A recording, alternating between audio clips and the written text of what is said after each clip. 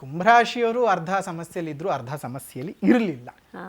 ಯಾಕೆ ಅರ್ಧ ಸಮಸ್ಯೆಯಲ್ಲಿದ್ದರು ಅಂತಂದರೆ ಶನಿ 7.5 ನಡೀತಾ ಇದೆ. ಅದು ಕೊನೆಯ ಭಾಗಕ್ಕೆ ಬಂದಿದೆ. ಇನ್ನು 1.25 ವರ್ಷ ನಡೆಯುತ್ತೆ. ಅದಾದ ನಂತರ ಮೇಷರಾಶಿಗೆ ಪ್ರಯಾಣ ಮಾಡಿದ ನಂತರದಲ್ಲಿ ನಿಮಗೆ 7.5 ಮುಗಿಯುತ್ತೆ, ನಿಮ್ಮ ಜೀವನ ಸರಿ ಹೋಗುತ್ತೆ. ಆದರೆ ಅರ್ಥ ಮಾಡ್ಕೋಬೇಕಾಗಿರೋದೇನೆಂದರೆ 7.5 ಅನ್ನುವಂಥದ್ದು ನಿಮ್ಮ ಬದುಕನ್ನು ಕೆಡಕಿನ ಕಡೆಗೇ ಕರ್ಕೊಂಡು ಹೋಗಲ್ಲ. ಕುಂಭರಾಶಿ ನಿಮ್ಮ ರಾಶ್ಯಾಧಿಪತಿಯೇ ಶನಿ ಆಗಿರೋದ್ರಿಂದ ಅವನಂಥ ಕೆಡಕಿನ ಫಲಗಳನ್ನು ಕೊಡ್ಲಾರ. ಅಷ್ಟು ಮಾತ್ರ ಅಲ್ಲ, ನಿಮ್ಮ ಜನ್ಮ ಜಾತಕದಲ್ಲಿ ಅಷ್ಟಕವರ್ಗ ನೋಡಬೇಕು. ಅಷ್ಟಕವರ್ಗದಲ್ಲಿ ಶನಿ ಸಂಚಾರದ ಬಿಂದುಗಳು ಅಂದರೆ ಯಾವ ರಾಶಿನಲ್ಲಿ ಸಂಚಾರ ಮಾಡಬೇಕಾದಾಗ ನಿಮಗೆ 7.5 ಬರುತ್ತೆ. ಮಕರ, ಕುಂಭ, ಮೀನ.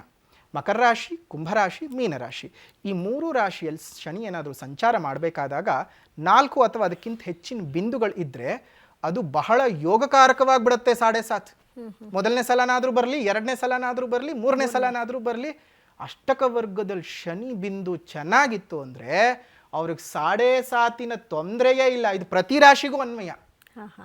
ಕೇವಲ ಕುಂಭಕ್ಕೆ ಅಥವಾ ಮಕರಕ್ಕೆ ಅವರಿಬ್ಬರು ರಾಶಿಯಾಧಿಪತಿ, ಸೊ ಸ್ವಂತ ಮನೆ ಒಂದೇ ಲಾರ್ಡ್ಶಿಪ್ ಇದೆ ಅಂದರೆ ಹಾಗಂತಲ್ಲ, ಅಷ್ಟಕವರ್ಗ ಪ್ರತಿಯೊಬ್ಬರಿಗೂ ಸಹ ಅನ್ವಯವಾಗ್ತಕ್ಕಂಥದ್ದು. ಹಾಗಾಗಿ ಅಷ್ಟಕವರ್ಗವನ್ನು ಚಿಂತನೆ ಮಾಡೋದು ಮರಿಬಾರ್ದು. ಜೊತೆಗೆ ಗುರುಬಲವನ್ನು ಕಳ್ಕೊತಿದ್ದೀರ. ಜೂನ್ 2ನೇ ತಾರೀಕಿನವರೆಗೂ ಅಷ್ಟೇ ಗುರುಬಲ ಇರುವಂಥದ್ದು. ಜೂನ್ 2ನೇ ತಾರೀಕಿನಿಂದ ನಿಮಗೆ ಗುರುಬಲ ಹೋಗ್ತಾ ಇದೆ. ಆ ಹೋಗುವಂತಹ ಸಂದರ್ಭಕ್ಕೆ ಅನಾರೋಗ್ಯಗಳು ಉಂಟಾಗ್ತಕ್ಕಂಥದ್ದು, ದೈಹಿಕವಾಗಿ ಇನ್ನಿತರ ವ್ಯಾಧಿಗಳು ಬರುವಂಥದ್ದು, ದೀರ್ಘಕಾಲದಲ್ಲಿ ತುಂಬ ಹೇರ್ ಥಿನ್ನಿಂಗ್ ಆಗುವಂಥದ್ದು, ಡೆಂಟಲ್ ಪ್ರಾಬ್ಲಮ್ಗಳು ಕ್ರಿಯೇಟ್ ಆಗ್ತಕ್ಕಂಥದ್ದು, ಉಸಿರಾಟದ ತೊಂದರೆಗಳಾಗುವಂಥದ್ದು. ಅಯ್ಯೋ ಗುರುಗಳೇ, ಏನು ಹೇರ್ ಥಿನ್ನಿಂಗು ಮತ್ತು ಡೆಂಟಲ್ ಪ್ರಾಬ್ಲಮ್ ಈಗೆಲ್ಲರಿಗೂ ಕಾಮನ್ ಅಂತ ಅಂದ್ಬಿಡ್ಬಹುದು. ಆದರೆ 7.5 ನಡೀತಾ ಇರುವಂಥವ್ರಿಗೆ ನೀವು ಗಮನಿಸಿ, ತುಂಬ ಹೇರ್ ಫಾಲ್ ಆಗ್ತಾ ಇರುತ್ತೆ. ಶನಿ ಬಂದ ಅಂದರೆ ಡೆಂಟಲ್ ಪ್ರಾಬ್ಲಮ್ಗಳು ಕ್ರಿಯೇಟ್ ಆಗುತ್ತೆ, ಹೇರ್ ಥಿನ್ನಿಂಗ್ ಆಗುವಂಥದ್ದು, ಈ ಜಾಯಿಂಟ್ ಪೇಯ್ನ್ಗಳು, ಮೂಳೆಗಳಲ್ಲಿ ಸವೆತಗಳು. ಚಿಕ್ಕ ಮಕ್ಕಳಿಗೆ ಮೂಳೆ ಸವೆತ ಉಂಟಾಗ್ತಿರುತ್ತೆ. ನಾವು ಅವಾಗಿನ ಕಾಲದಲ್ಲಿ ನೋಡ್ತಾ ಇದ್ವಿ, 60 ವರ್ಷ 70 ವರ್ಷ ಆದಮೇಲೆ ಯಾಕೋ ನನಗೆ ಮಂಡಿ ನೋವು ಅಂತ ಅನಿಸುತ್ತೆ ಅಂತ ಅನ್ನೋರು. ಆದರೆ ಈಗ 30 ಅಲ್ಲ, ಎಳೆ ಮಕ್ಕಳು ನೆಲದ ಮೇಲೆ ಕೂತ್ಕೊಂಡು ಒಂದು ಚಕ್ಕಂಬಕ್ಲ ಹಾಕ್ಕೊಂಡು ಕೂತ್ಕೊಂಡ್ರೆ ಆಗಲ್ಲ. ಅಯ್ಯೋ ಕಾಲೆಲ್ಲ ಜೋಮ್ ಹಿಡಿಯುತ್ತೆ. ಆ ಅವಸ್ಥೆಗೆ ತಲುಪ್ಕೊಂಡ್ಬಿಟ್ಟಿದ್ದೀವಿ. ಯಾಕಂದರೆ ನಮ್ಮ ಲೈಫ್ ಸ್ಟೈಲ್ ಸರಿ ಇಲ್ಲ. ಪ್ರತಿಯೊಬ್ಬರು ಲೈಫ್ ಸ್ಟೈಲನ್ನು ಸರಿ ಮಾಡ್ಕೊಳ್ತಾ ಹೋಗಬೇಕು. ಇನ್ನು ಕುಂಭರಾಶಿಯವರಿಗೆ ಈ ವರ್ಷ ಸ್ವಲ್ಪ ಮಟ್ಟಕ್ಕೆ ಅಶುಭದಾಯಕವಾಗಿರ್ತಕ್ಕಂತಹ ಫಲಗಳು. ಯಾವುದೇ ಕಾರಣಕ್ಕೂ ಕೋರ್ಟು ಕಚೇರಿ ಅಂತ ಹೋಗಬೇಡಿ. ಬೇರೆಯವ್ರ ವಿಚಾರಗಳಿಗೆ ತಲೆ ಹಾಕಕ್ಕೆ ಹೋಗೋದು ಬೇಡ. ಹಣಕಾಸಿನ ವಿಚಾರಗಳಲ್ಲಿ ತೊಂದರೆ ತಾಪತ್ರೆಗಳಾಗತ್ತೆ. ಯಾರಿಗೂ ದುಡ್ಡೆತ್ತಿ ಹಿಂಗೆ ಕೊಡಕ್ಕೆ ಹೋಗಬೇಡಿ. ನಿಮ್ಮ ಬದುಕಿಗೆ ಬೇಕಾಗತ್ತೆ, ಗ್ಯಾರಂಟಿ ಬೇಕಾಗತ್ತೆ.